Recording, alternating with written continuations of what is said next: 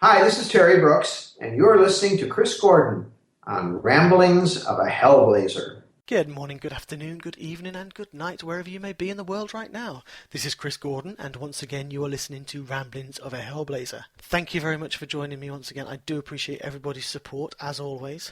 Today I am very excited to bring to you a guest who is well known in the literary world and also now in the TV world, after his book Elfstones of Shannara has been adapted for the MTV show The Shannara Chronicles. As you've already heard, I've managed to interview the cast of said show, and today I am delighted to introduce you to the creator of the Shannara Chronicles, the one, the only, Terry Brooks. Today I am delighted to welcome Mr. Terry Brooks, author and creator of the Shannara Chronicles. So good morning for you, Terry. How are you? Good morning, Chris. Lovely to actually finally meet you, and thank you very much for joining me. From a distance, how do we meet each other? I come to England fairly regularly. We should, yeah. Next time you're over, I'll make an effort. I'll come and see you. Find out where you're coming to. Yeah, meeting across 3,000 miles. Well, longer than that, isn't it? 6,000 miles. Cool. So as you know, I've got some questions which have been coming in from the many fans due to the resurgence, I think. Well, it's not a resurgence because there's always been a full support base for the Shannara Chronicles over the years. But obviously with the MTV adaptation, which personally I think is absolutely fantastic. So do many, many people. Yep, everyone's just wanting to ask some questions for you and see. Absolutely, I'll be happy to answer them if I have answers. Cool. Okay, so I'll start off with the Sword of Shannara was written in 1977. Elfstones followed in 82. What or who were your inspirations to become an author? I know you've said somewhere William Faulkner is one of them, who heavily influenced you. Well, yeah, it was a gradual journey, I guess, because I read from the time I could, very young, and I was influenced, I think, at various periods of my life by all kinds of different authors. When I was younger, I was reading a lot of dog and horse stories, adventure stories, and I was very influenced by those. And then along about, probably around 11 or 12, I started reading science fiction. Mm-hmm. And boys in the early 50s, that's what boys read, because there wasn't any fantasy. But there was a lot of science fiction. Everybody was talking about going to the moon and rocket ships and robots, so we all read the same stuff. And I read all of the old science fiction in about 2 years, because you could do that in those days. Cool. So then after that, I started reading European adventure story writers. Alexander Dumas, Robert Louis Stevenson, Walter Scott, and so on and so forth. All of those books. Was very enamored with those for a while. And at the same time, I was being force-fed by various teachers of literature, other authors that I might not have picked up on my own, but who impacted me in many ways, many different ways, really. And provided a kind of a general background. And then I did start reading Faulkner when I was in my last year or so of high school, before going off to college, and then I majored in English and went through there. I think a lot of people say, well, you must have been really influenced by J.R. Tolkien. And I said, of course I was. But I did not read him until I was in my third year of college. All right, okay. Didn't know anything about him. I had read Oz books and Tarzan and John Carter of Mars and all of those, but I didn't know anything about Tolkien. And then when I read Tolkien, I was very taken with his style of storytelling, and I wanted to do something of the same sort, but with a Faulknerian twist to it, where there would be families, and the families would interact over the centuries, and various members, we'd meet various members in various books. And it would be a kind of a struggle, as it was in Faulkner's work, between the Snopes and the Compsons, the trailer trash and the landed gentry. And of course, trailer trash wanted what the landed gentry had. And so they would use nefarious means, but in my case, it would be forms of magic to take away what they had. So that was kind of the impetus for the story in the beginning. Oh God, my phone is on. Hang on. So that's basically the sorry, shut this off. I don't know how to shut it off. Heck with it. I'll stick it in a drawer. My technological expertise is mighty limited. Okay, so that's pretty much the answer. All right, fantastic. No, as I say, yeah, definitely Tolkien. I would have thought as well. It's surprising. It's nice to see. Obviously, I mean, I grew up with Jim Ass and all those books as well, and Robert Louis Stevenson. Right.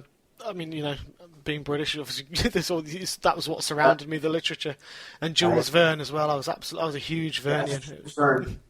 Absolutely H.G. fantastic. Wells. Yeah. Oh yeah, I think one that really captured my attention was Jack London with Call of the Wild. I mean, he obviously was American, but Love that was that. a fantastic book. I read all of Jack London at one point, and Joseph Conrad as well. And I really like those adventure stories. I mean, I'm really an adventure story writer more than I am anything else. I use fantasy trappings and occasionally some science fiction trappings, and there's romance, and there's mystery, and there's this, that, and the other thing. But for me, the stories that always resonated were the adventure stories, and I still use that format. I want people to know, well, what's going to happen next? This is really something. Yeah. Where's it going to go from here? So that's pretty much what influences my writing style. All right, excellent, cool. Is it something you've always wanted to be as an author from a very early age? Since I was 10. Wow. I can track it back to the time when in the 4th grade I wrote a short story for a class grade about 4 boys who stayed overnight in a haunted house on a dare and discovered that there were aliens in the basement in the spaceship. And when I know it gets better, and then they at the end of the story they climbed back in the spaceship before the boys did, and the aliens did. And the boys went home, and that was the end of it. Well, the teacher gave me an A plus, and I thought, and she said, "You're really a good storyteller." And I thought, hey, I could do this with no clue, at 10, how in the world I could ever do anything. But I was taken with the idea, so I started writing a lot of stories, and then I was lucky I got published when I was 13. Wow. With nothing special, with a story that appeared in a local historical journey on the life of Lincoln. Oh. Because all boys living in Illinois had to write a story about Lincoln too. Well, boys and girls in high school or before high school. Yeah. So I wrote that story, and anyway, that was sort of, I got bit by the bug after that. So, and then after that, it only took 20 more years. yeah, and then Shannara came. Yeah. Excellent. So moving on to Shannara, obviously it must be hard to please everyone. You've got fans who've grown up with the books over the last 30 years who are fiercely loyal. Some of them don't like the adaptation, but there are many, and I'd say more, who actually love both, because you've got to, I personally think you've got to be able to adapt storylines for a different type of medium to come out, and that's how I see it. But how do you feel about it being that there are those who just don't feel the adaptation, who don't like that? Well, I'm experiencing the same thing that you're talking about with people who are not happy with the adaptation. And I've got so many responses stored up to this now that I hardly know where to start. But the first one I always start with is, I'm sorry you don't like the TV show, but do you really want me to feel like the TV show should be better than the books? How stupid would that be? Yeah. Cut my own throat. So, that's one thing. But the main thing I talk about is the fact that an adaptation is not a paint by the numbers. It's a reimagining of the story. And if the bones of the story are intact, which I think they are, you're getting another version of the story that I might have written under different circumstances. I like it a lot. I'm very fond of it. I like the actors. I think they're all great. There was a lot of griping about how the casting went. How come we couldn't find somebody 7 feet tall to play Al-Anon? That's an easy task. Get real here, huh? I've heard all of that, but I think they should understand that I was looking for protection of the basic storyline and of the basic characters. And from that, I told the writers early on, I said, if you want to invent some new stuff, you want some new characters, this is your baby. You do the best you can with it, and if I see something that's a problem, I'll jump up and down a bit. And I had to jump up and down a few times, and a couple times I lost out, and you can probably figure out where. But overall, it was fine. I don't have any problems with it. I thought it was good. Oh, cool, fantastic. You've actually answered my next question now. Preempted it before I was going to say. Obviously, I had the pleasure of speaking to Poppy, Ivana, Jed, and Manu, and all of them have sung your praises. Every single one of them has just said it's, That's very nice. included the whole story and everything, and obviously yourself as a person, and the way you actually involved yourself, and you were on set, and obviously with the story. And I was going to ask you, was happy with them as bringing your characters to life, but you've answered that already. You said you were happy with them. I was, and in fact, I told a couple of them that now that I've seen them, I never had a real firm idea of what those characters should look like because I don't work that way. Yeah. And my belief is that the readers meet you halfway, so you have to allow them to imagine the characters because it's particular and personal to them. Mm-hmm. So I never really thought about it too much. And once I saw them in the rushes early on as those characters and watched them being filmed on site, they were the characters. They became the characters for me. And now I'll never be able to see those characters any other way, I don't think. I thought they were great. I thought every one of them found a way to inhabit the character and make it their own and make it special. And so, I told them that too when I was on set. I said, "You are that character. You're that character. So you do the best you can with it." That's fantastic. And for obviously you to tell them as well, obviously that must give them a huge, big sense of relief. I think Manu said that. I know he'd obviously, as Al-Anon, because you say he's a 7 foot tall guy in the book. But I mean, Manu's not 7 foot tall, but the guy is a phenomenal beast. He's huge. So yeah, I'll tell you a true story about Manu. When I first met him, my wife and I went over for the shoot at New Zealand, and we hadn't seen him, but we'd already met most of the other people. And we were at lunch one day, and he comes down the line, and he's dressed in full regalia, exactly like on the set as Al-Anon. And I looked at him, and he's got this shaved head, and he's got these scarring rituals, and I thought, wow, where did they find him? I thought they were real. I did. I thought he really did. That was it. And it took me, a little while to figure out that he was just in costume, and this wasn't the way he actually looked. And the next time I saw him in New York, and it wasn't in New York, it was in L.A. for one of the early events, I didn't recognize him because he looked so different without all of that scarring and everything. I didn't know who he was. So, yeah, he's great though. I think he is completely believable in that as that character. Yeah, he is very, very good. I'm going to have the pleasure of meeting him in June as well. He's coming over to a convention in Blackpool, so can't wait for that. Yeah. Okay, so the next one is the scenery, the set design, cinematography, everything on the series. It's actually groundbreaking and breathtaking. Is there anything that you'd like to, anything different that you would like if you could make it happen to what's actually on there? No, I don't think so. I mean, there's been a few comments about the fact that Druid's Keep doesn't look like the Druid's Keep. Mm-hmm. And I say, well, it isn't. It does in the book. Read the book again. So, no, I don't think so. I was impressed with the size of the project. I really had a much smaller vision of what it was going to be, a much less expansive vision before I got over there. And when they took me on that set, on those sound stages the first time, and you could see the size of everything and how real looking it was, I thought, this is a lot bigger than I thought it was going to be. And then we went out on the sets and where they were filming outdoors, and I saw all the trailers and all the cars, and they said there's 600 people working on this show. Wow! I thought, holy crap! So I have nothing. I don't really have anything I would change. I might, if I were doing it, I'd probably do the whole thing differently. But that's just that would be my peculiar vision. But what they've done is terrific, and I don't have any problem with it. Awesome. Well, it does absolutely look fantastic. I mean, New Zealand does as well as a location.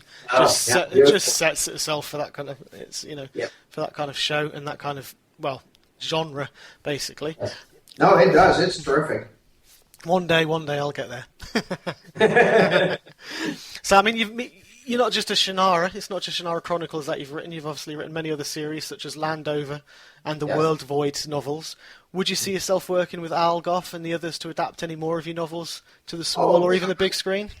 Oh yeah, I would work with Alan Miles again. They've been great. That we hit it off right off the bat. I think that's one of the things that persuaded me that things were going in the right direction. Hmm. I met them early. We all sat down and they told me what their vision was for Elfstones. And I thought from what they said that they were going to be respectful of the material. They were clearly going to listen to what I had to say and and I would be acting as a resource for them.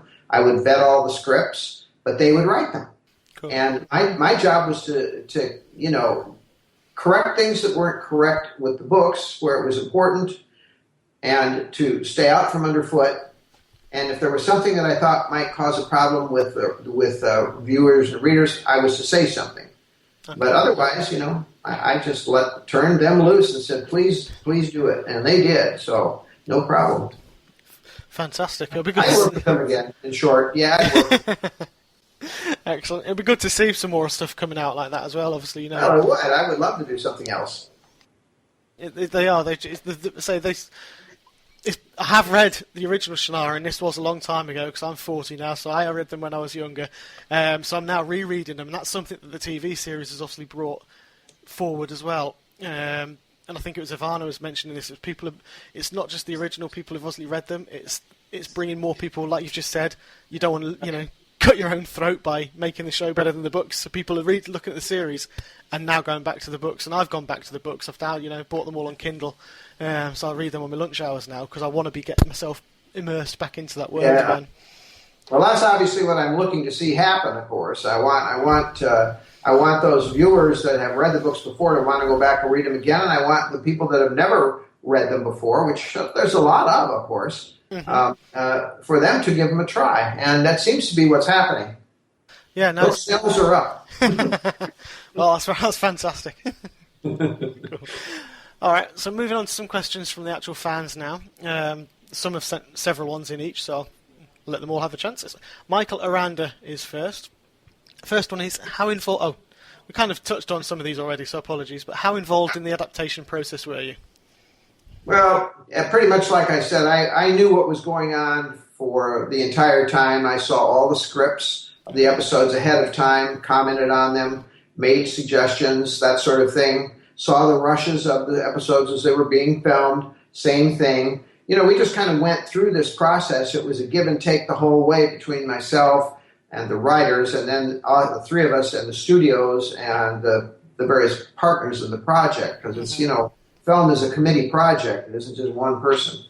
So I was very involved in that, and I vetted the costumes and the sets, and of course I was on set for about 10 days when they first started doing the filming, and right. It was pretty extensive involvement, but not enough to drive me to drink. Because I really, I'm writing books while all this is going on too, and I didn't want to get too involved with the TV show to the detriment of the books, because then your readers get really upset. Yeah, very true. I know, because you've just completed another one as well. So yeah. So that must I wouldn't be able to cope with that. Obviously, having the TV show going on and your book writing, that's just. But that's why you are who you are. So. I guess so. I don't know if it's a gift or an affliction, but that's the way I am. Cool. Okay, so Michael's also asking, several pronunciations of various names differ between the TV adaptation and the audiobook of Shannara, for example, Shannara and Eritrea. How deliberate or accidental was this? Well, it was deliberate on the part of the writers. They insisted from the beginning that they were going to call the characters with the pronunciation they wanted. And when I said, well, I don't know about that, they said, you're the one who's been telling everybody for years that they should pronounce it the way they feel is the right way to pronounce it. And they said, how many of your fans, what percentage of your readers call it Shannara? And I said, I don't know, maybe 10%. They said, well, there you go. So it'll be Shannara. End of story. And I have to say, that's exactly what I've said. So I said, go ahead, you do it the way you want to, and I don't see any problem with it. Okay, cool. Fair answer. He's also asking, what were some of the hardest changes to make out of those, obviously, that you can talk about, given that we're still airing at the moment? Well, I wanted to... the only one that comes to mind right off the bat, there were really two. One was... the scenes that involve people without clothes. Mm-hmm. I fought that battle several times, and mostly I won the battle, but I didn't win it entirely because you don't win every battle. Yeah. I win them entirely.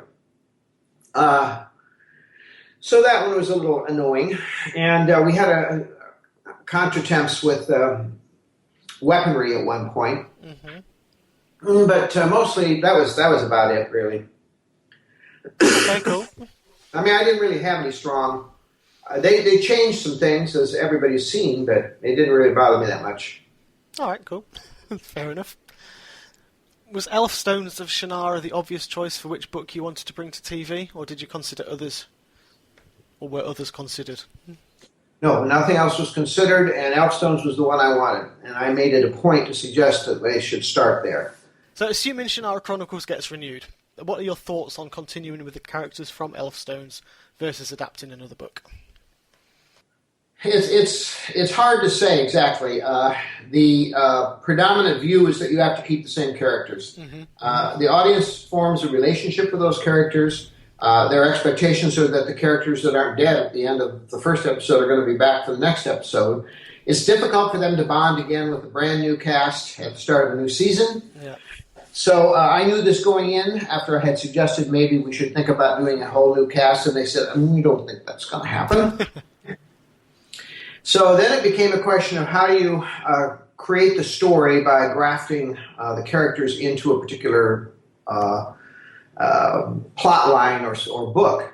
Mm-hmm. And I think the feeling is that they're going to play around with that a bit, and they're going to use plot lines, but they're going to tend to graft things on from other plot lines, sort of like we did in the first season, where we brought Slanter in. And Slanter is a character out of Wish Song, which is the next book, but they wanted him in early because they want to use him again. So I just said, go ahead. And I think that's what we're going to see. I think we're going to see the old characters return. I think we're going to see new characters. I think it's going to be like most series where there's a give and take as we go along. I think they'll keep the main characters as much as they can or until they decide they want to go on and do something else, which is always a possibility. But the good thing is that, say, if Manu decides he's had enough, we can get another druid pretty easy, right? There's tons of them in there. Or if one of our other characters like Will Austin decides he needs to move on with his career, then we bring another generation of the Omsfords into the picture. Yeah, fair enough. That can make it work quite easily. Yeah, I hope so. That's my job, actually, is to figure out how to make it work. So I'll use my best judgment. Excellent. Well, hopefully we'll have lots more seasons of Shannara to keep you nice and busy to think that. Yes, I would like that. I can imagine. Okay, so Nicola Acanfora from Italy asks, who's your preferred character in the books, both male and female? Who's your most preferred male, who's your female, or overall? Nicola, I'm going to break your heart. No way can I choose between my children. These characters are my children. They all mean something to me. I cannot play favorites, so I don't. And I just say, you decide who your favorite characters are because I love them all equally, just like my children. Sweet answer. Cool. All right, so Caro is asking, how do you keep the balance of humour just so? Is it a struggle, or does it just flow naturally for you? Well, I once, not all that long ago, I gave a talk, and one of the people in the audience came up afterwards and said, you were pretty funny. That was pretty funny. And I thought, well, there's damned by faint praise. You mean people don't think I'm funny, that I'm just kind of grim my whole life and I never laugh and I just sit around writing about death and destruction? So, for me, I don't know, I'm a pretty easygoing guy, and even though the stories are grim at places, humor comes pretty easy for me. I think it's a real writing. The way that you write is all about your experience from being a writer. How you grow into the role and how you develop yourself over the years with lots and lots and lots of words. And you do get a feel for it after a while, and you kind of know when you need to do certain things, and you use your best judgment. And I think that's kind of what I do as much as anything else. If I feel that a scene it needs to be broken up with humor in some fashion, and I try to find a way to work it in. Or if the characters are humorous, in fact, and that's what they're supposed to be, then. But it really is a case about instinct. Cool, fair enough. I do like that bit about the fact you don't go through your life exactly without even smiling once. What a life that would be for. Yes, it would, wouldn't it? I don't know. There must be some people that do it. Oh, I can name a few. Okay, Serena Volpe is asking, what do you think about the scenarios and the visual effects? Are they as you imagined? Well, no, not all of them. I think they're very good, by and large. One of the decisions early on was to not use a lot of CGI, but to use live action, because we like the live action look better. There were a couple places where, in retrospect, we maybe should have done a better job, but a lot of it has to do with money. Yeah. After a while, money becomes a real big issue, and you have to pick and choose which effects you're going to put your dollars into or whatever, and which ones you're going to say, well, let's use something else, something that's not quite as wonderful, but that will get the job done. I wanted more of the rocks, the dragons, and they said that's very expensive. Let's just confine it to a few places. And the Reaper. The Reaper wasn't exactly the way I had pictured it in the books, as anybody who read them could tell. But again, you have to make those judgment calls and decide where you're going to put your bucks. And I thought overall that it was pretty solid. Okay, excellent. I know that, the Reaper especially. There was there'd been a lot of comments about it was not how people envisioned him to be, or envisioned it to be as well. But if you think about it, it's pretty hard to do a shadow creature, and I think they felt that was going to be. They needed something more impressive and more dramatic. So they went with what they went with, but it's a small trade-off in the overall scheme of things, I think.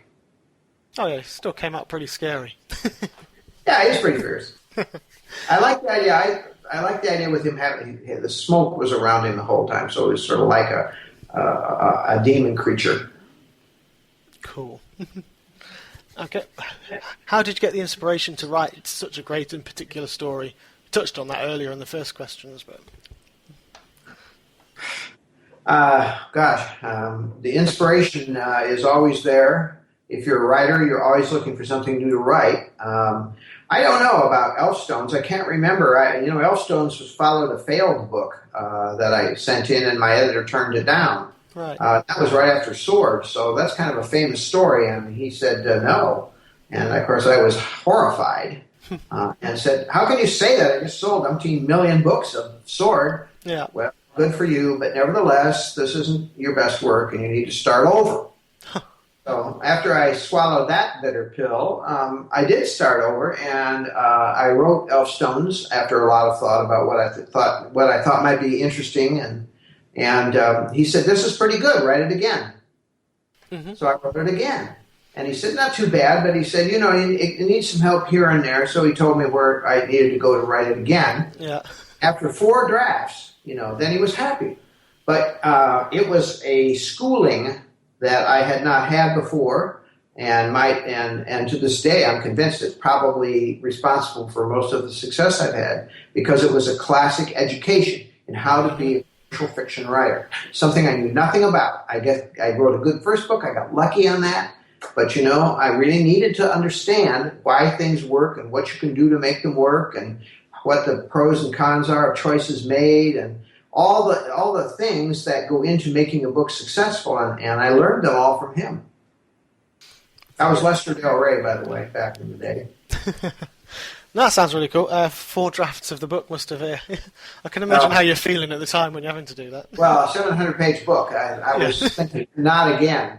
The only thing that saved me, I think, was by then computers had come into the marketplace.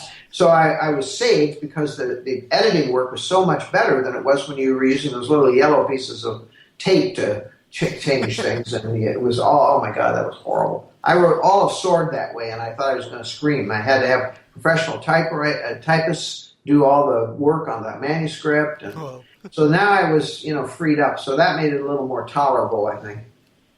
Yeah, I think computers have really helped in the way of authoring books, because you can just copy, paste, cut and...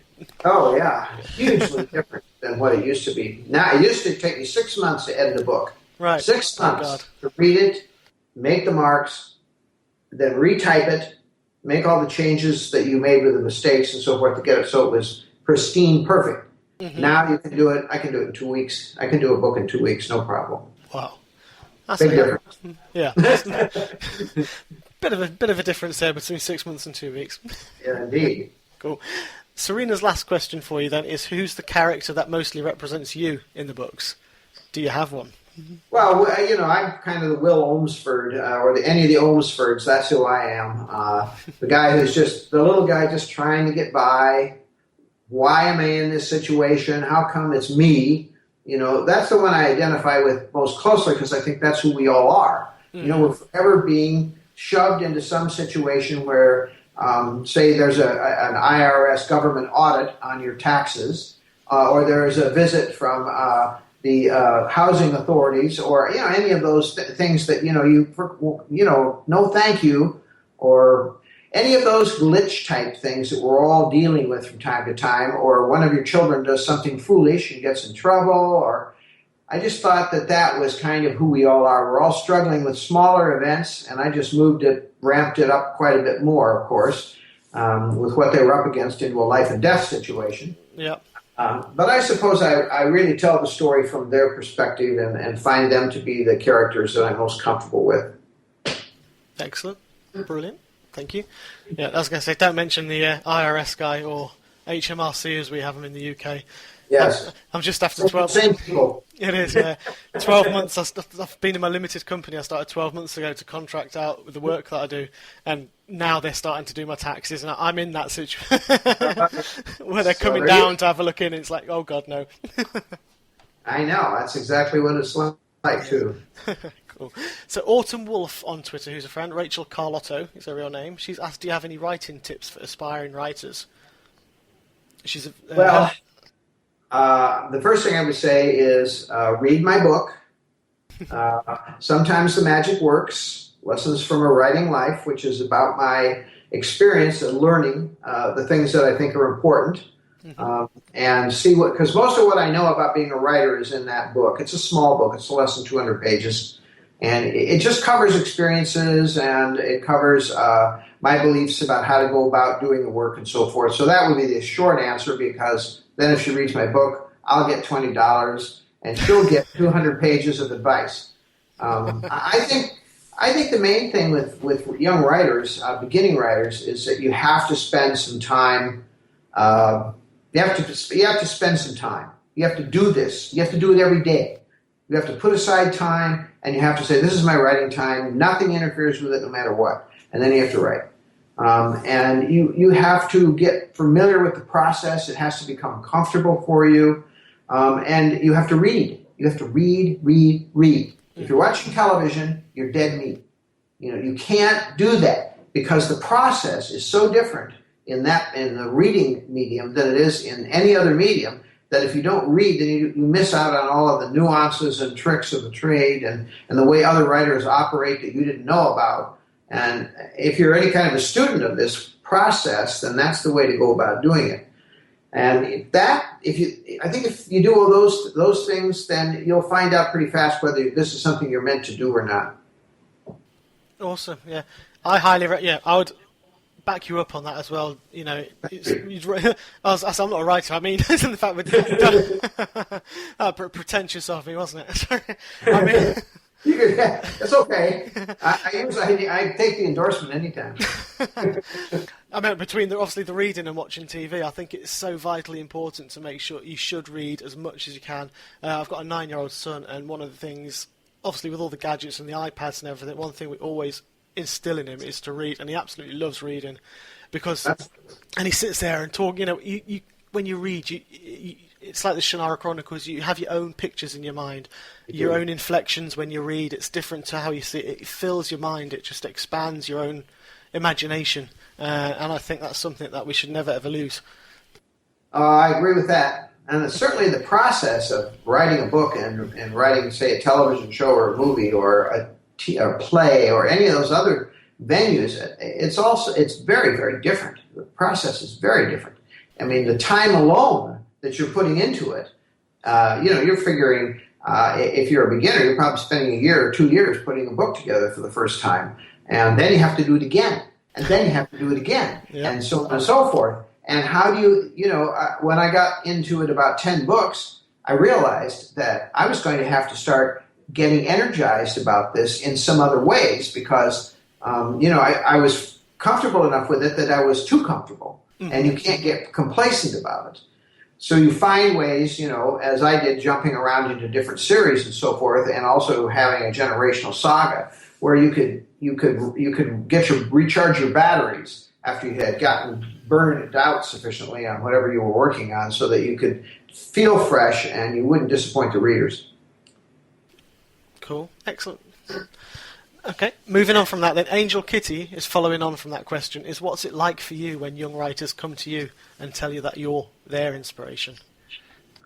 Well, it didn't always happen, first of all, but lately I'm seeing a lot more of that. I've got a lot of friends in the writing business as well who are professionals, and I keep up a fair number of public appearances where I talk to writers who are looking for the answer, which we all know about. Trying to get yourself out there where somebody will be able to take a look at what you do and then hope to God they like it. Yeah. To me, whoever tells me they like my work, I always think that's a great compliment. I don't even care if they're other writers. I like it when the readers tell me that the book moved them in some way. Emotionally, it did something for them. And the other thing that I like is when I hear people say, I read your book till 3 a.m. I could not put it down. I said, you quit too soon. You should have read till you got up to go to work, and then you should have taken it to work and read it on the slide. Because I really think that's the kind of thing I write. Is that it's supposed to be the kind of thing you can't put down. That you have to know what happens, and I work my chapters that way, so that when you get to the end of a chapter, there's some kind of a tease that says, "Well, you can't stop here. Read one more." Mm-hmm. So that kind of thing is a great compliment for me. That's the compliment I look for the most often. I don't know. It's always nice to hear that somebody else who you admire really likes your work too. Yeah. And we have some mutual admiration societies. Lev Grossman and I are friends. He wrote the Magician series, and we were, trading compliments the other day. It got kind of sickening, actually. And I'm friends with Philip Pullman and a whole slew of writers that work in science fiction, fantasy, and some that work in other fields as well. And I think it's good to have that kind of camaraderie and a sharing of experience. It's good for you. Obviously, it's good for you emotionally, but it's also good because it's part of the teaching and learning process. Mm-hmm. Definitely. If you like being complimented, I've got to say I took my Kindle off my phone because when I started to reread Shannara, I was doing it in work, and it was I was there typing away on my computer. And I had my Kindle open next to me, so I had to actually take Kindle off in the end because I ended up reading more than I was actually... Because I couldn't look away. It was every page. I was like, oh, getting more and more deeper into that. And Kindle came off my phone and only on lunch times then. I can remember when I was in high school. Early on, I was writing a science fiction book. It was kind of a space opera, Star Warsian kind of book. I was working on it in Latin because who in the hell cares about Latin? It was very interesting. So I was back there and I had it. And the teacher caught me, and she took the manuscript, and she says, I'll burn this later. And I thought, oh, my God. So I went to my English teacher, and I said, please save my manuscript. And she went and she got it back, and she said, don't do that again. But, I just feel like it's the kind of thing you're compelled to do something with if you really love it enough, and that's the way I like to be about writing. Fantastic. That's a great way to be, because then... It is. Transposes itself into the books themselves. Makes life a lot more fun. Well, yeah, exactly. So Angel's also asking, how often do you hear that the world you created helped someone escape or overcome, say, a bad childhood or an illness or something? I hear it a fair number of times. I think that everybody turns to, particularly in the old days. Now I'm not sure, but in the old days, when I was before the advent of gaming and computers and so forth, and people used to tell me this all the time, that if you want to escape, you go into a book. Mm-hmm. And I do that. If I'm not in a good place, I'll go find a book and I'll start reading it, and pretty soon everything evaporates except the story I'm reading. Yeah. So I think that's the way people feel about the kind of story I do, the adventure story particularly. That really takes you away. It takes you outside your own world, takes you outside your own life, puts you in somebody else who's in much worse shape than you are. So you can sit back and say, I wonder if they'll get out of this. I hear it fairly regularly, and it's pretty nice to hear it. Excellent, cool. Has there been any fan-made gifts that you've been received over the years? I'm sure there's probably been thousands. I have stacks of Elfstones. If anybody needs an elf set of Elfstones, I'm set. I can help you out. And people do drawings of the characters and the scenery and so forth. They write. I've seen some fan fiction. I don't know, and sometimes they bring things they like, knives and I don't know, bookmarks and all kinds of little gifts that they've made from hand that they work on. I've received a couple staffs. Yeah. I haven't tried to see if they really work yet, if there's magic in them, but I've got them. People do that all the time, and it's an expression. Sometimes they buy me food. I must look hungry. But they do. They pick up the bill or something when they see me in a restaurant. That's a very nice compliment, obviously. Extremely generous of them to do that sort of thing. And it speaks a lot to their identification with the books and the stories, which is the ultimate compliment to a writer. So I take it pretty seriously. Fantastic. I know Serena Volpe, one of the ones who asked the questions before, she's done some absolutely beautiful artwork based on the TV shows of of like Poppy and Ivana and everyone. What she's drawn, it's on all over her Twitter. It is absolutely mind-blowing. I would love to see some of it someday. I'll ask her to pass it on for you. That would be great. Even in English would be nice to see. Oh yeah. I'd have to ask Poppy about this. I don't know about her, so that's great. Cool. Yes. No. I'm pretty sure it was Serena. If it's not, I'm sorry. It's not clever. Yeah, I'm sure it's Serena. Yeah, I'll speak to her after. Cool. So again, with Angels, she asks, do you think networks are starting to finally get away from the reality TV craze? Well, absolutely. Mm-hmm. The higher ups at MTV have periodically reinvented the whole MTV network. It's gone from being music to being reality show, and now they're moving into network programming. So they're trying to get a larger share of that market, and in order to do that, they specifically sought out the Shannara series because they wanted a big sprawling fantasy, because that's what's popular right now. Yeah. And they thought with that they might be able to get an audience to start looking more at the MTV shows. And I think they have plans to go beyond Shannara and do some other acquisitions and other types of shows as well that they think will be attractive. Excellent. It's a fair, it's a reasonable thing for them to do. Oh yeah, it's nice to see as well, because I think I'm not going to publicly knock reality TV. Well, I am. I just can't. Yeah, I don't like it. I don't like it. It's, I hate reality television. You've got so much talent. Like, there's so many. I mean, from my perspective, I'm friends with many screenwriters. Obviously, there's yourself as to bring adaptations of your books in. There's screenwriters out there who are making beautiful, fantastic stories, but they've just not been seen because there's been this craze where people like to see someone sitting eating their dinner. It's just people behaving badly with each other is my favorite. Yeah. Yeah, when they start screaming. I don't know. I like storytelling, so obviously I'm interested in seeing shows where there's a narrative thread and something that isn't, my next door neighbors, because I don't know what my next door neighbors are doing, and I don't want to know what they're doing.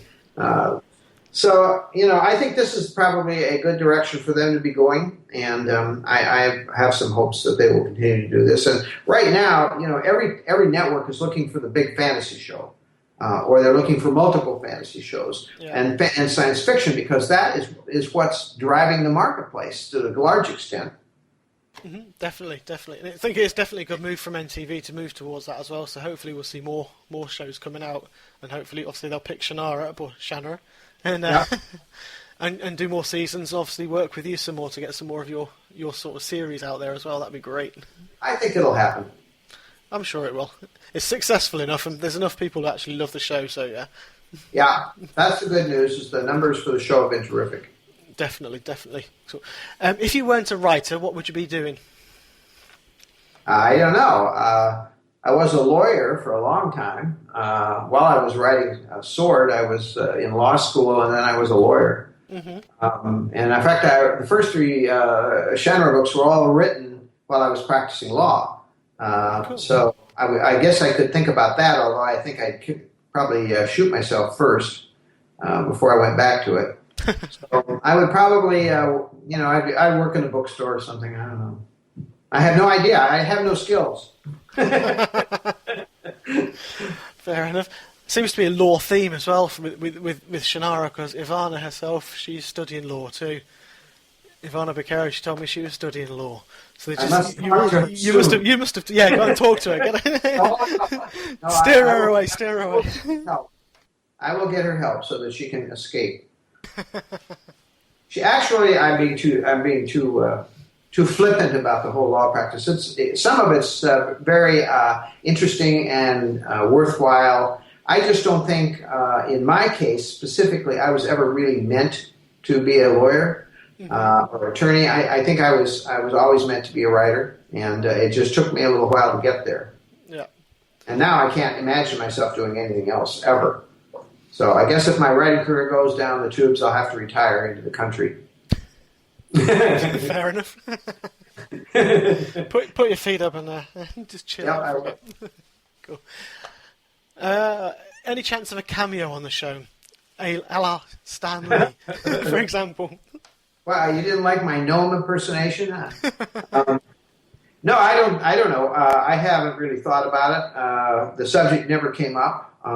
I never asked about it, and I don't have a whole lot of interest in it. The acting is for the actors, so I don't need to see myself up on the screen as a gnome or an elf or something in order to feel like my life is fulfilled. Mm-hmm. So I doubt, I doubt I'll do anything like that. They put me up there enough talking about the books and talking about the history and talking about all that I'm probably, that's enough of me. After a while you think me. No more, no mas. Fair enough. So I am not Donald Trump.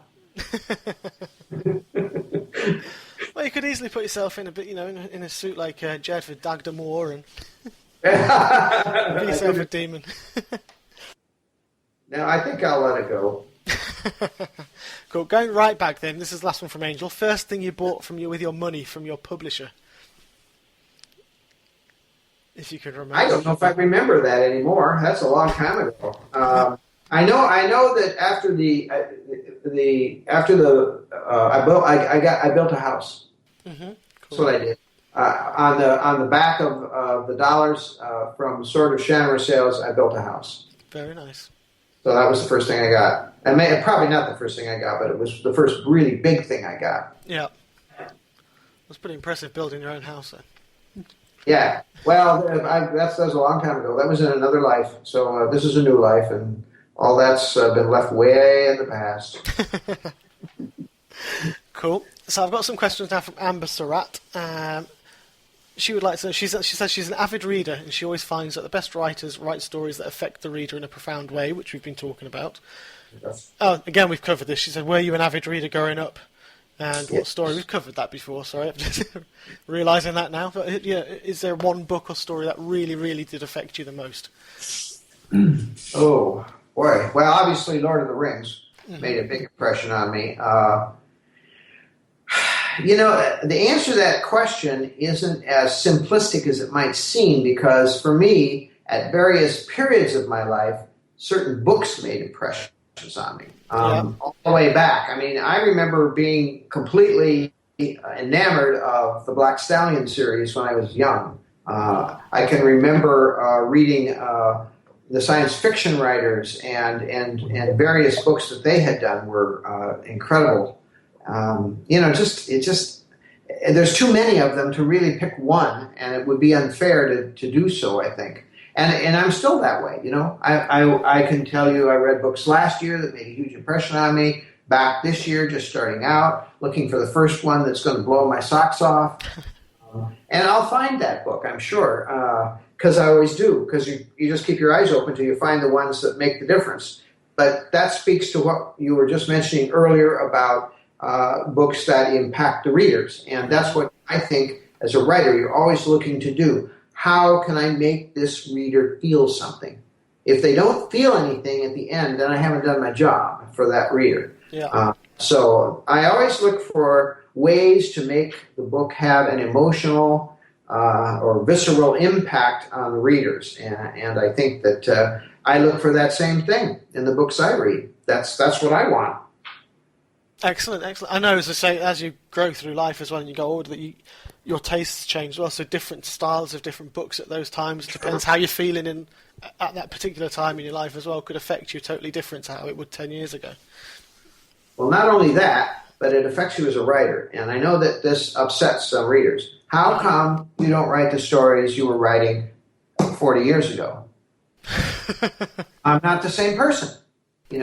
My interests have changed. My concerns have changed. My life view or worldview has changed. So that I have to write to the things that impact me at the moment and to the emotional state that I'm in at a given time period. All of that really plays into it, and it's just impossible for me, at least, to sit down and say, well, I'm going back and write another sort of Shannara and another Elfstones. I can't do it anymore, I'm not that person. And that would be true for virtually every decade preceding this one, because I wasn't the same person at any of those times. So I think like your reading tastes change, well, your writing interests change in the same way. I'm still writing fantasy. That's something of a miracle. Especially after all the people who said to me, well, are you ever going to write any real literature? I want to say, well, no, because it doesn't pay anything. Thank you. I'm happy where I am. Yeah. No, it's because this is what speaks to me, and the stories I want to tell, and the way I want to tell them all happen in this fashion. So I think that's the main constant in my life. Mm-hmm. No, sounds great. Cool. And the last question from Amber is: were any of your characters at all inspired by people you know, or or in your life, or by characters you admired from other stories? No. Okay. I don't work that way. There may be composites of characters or people. I don't think I've ever written about anybody I actually know. Mm-hmm. Maybe the closest is the main character in Magic Kingdom, Ben Holliday, who is the lawyer who gets fed up with his job and goes off to buy a Magic Kingdom. Yeah, it's that story. I'm him. That's me, and he probably approximates me as close as anybody. But normally, no, I stay away from involving friends and relatives, and even the people I don't like. I don't write that kind of story. No, that's great. Excellent. That actually brings me to the end of the questions. I've got one more thing. It's not a question, but Silvia Rosati from Facebook just wanted to know that your book, Defender of Shannara, is released today in Italy, and she just wants you to know that everybody's actually thrilled that it's coming out there today. Well, I am thrilled as well. I go to Italy fairly regularly, and I always have a really good response over there from readers. And I appreciate the support, the fact that particular culture supports my work tremendously, and that means a lot. So it's kind of funny though. That book is 2 books behind where I am right now. Okay, cool. I've already written the next 2 books. Fantastic. In that case, that leads me on to then, what can you tell us about your latest novels and that you've written, which have just been released, or they're coming out now very shortly? I can do that. Well, my next book is the last one in the Defenders series, which is part of Darkling Child, and whatever the other one's called. I can't think of it right now. So those two, and then this one's called The Sorcerer's Daughter. Mm-hmm. And that will come out in June of this year in this country. And I've also finished the first book in what will be the concluding books in the Shannara cycle. And I say that very carefully because it doesn't mean I'm done. It just means that I want to write the ending to the saga myself. Mm-hmm. So somebody else doesn't end up doing it when I'm dead. Fair enough. So I'm writing them, 3 or 4 books. I'm not sure how long it's going to be yet. And that one is just finished. And I'm working on editing it right now, my wife and I. And after that, I'm not sure. I've got a couple other projects that are non-related to anything I've done, but that may get some traction. And because now lots of people on the filming side are coming around and saying, well, what have you got? Well, what can we take out to... So I said, well, I have a few things. I could show you a few things. So I'm going to show them a few things, and if there's enough interest, I might do something more with those. Most of them are complete that they got set aside. Yeah. So, always working on something new. All right. That sounds... Magic Kingdom is over at Warner Brothers Studios under development for a movie. Oh, cool. I just said if it gets greenlighted to become a movie, mm-hmm. then I'll quickly go home and write a new Magic Kingdom book.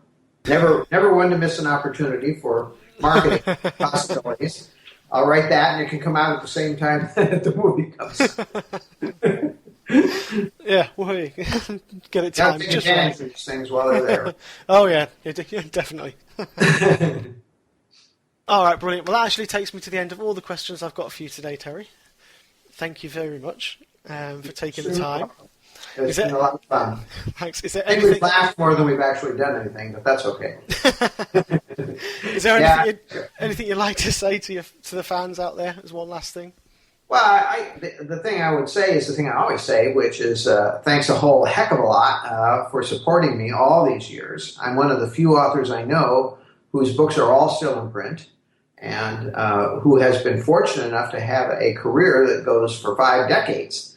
And that's really something I could never have foreseen or even hoped for.